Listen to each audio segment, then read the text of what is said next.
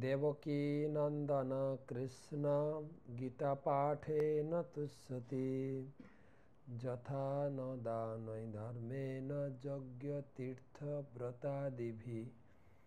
ভগবান কৃষ্ণ গীতা পাঠে অতটাই সন্তুষ্ট হন ততটা যজ্ঞ ব্রত বা তপস্যায় সন্তুষ্ট হন না।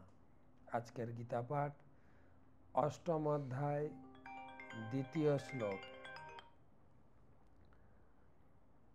অক্ষর ব্রহ্মযোগ।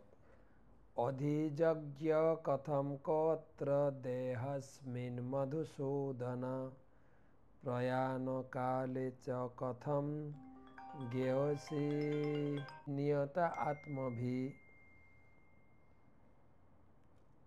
অনুবাদ: হে মধুসূদন, এই দেহে অধিযজ্ঞকে এই দেহের মধ্যে তিনি কিভাবে অবস্থান করেন?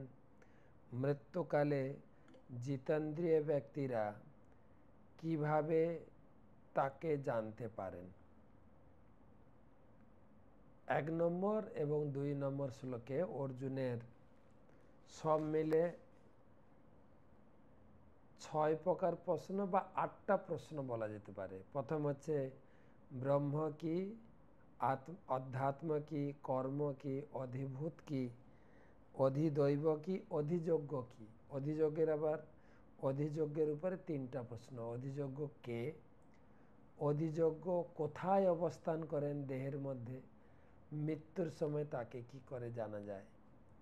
এই 8টা প্রশ্নের উত্তর ভগবান দেবেন।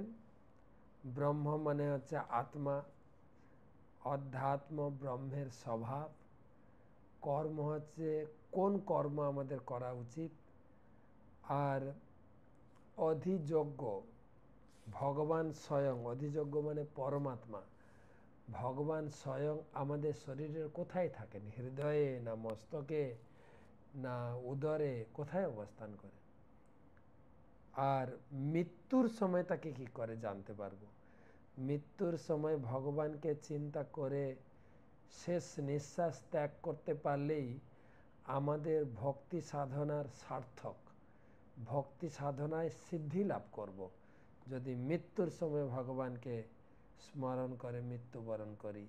এ সমস্ত কথার উত্তর ভগবান 3 নম্বর শ্লোক থেকে দেবেন।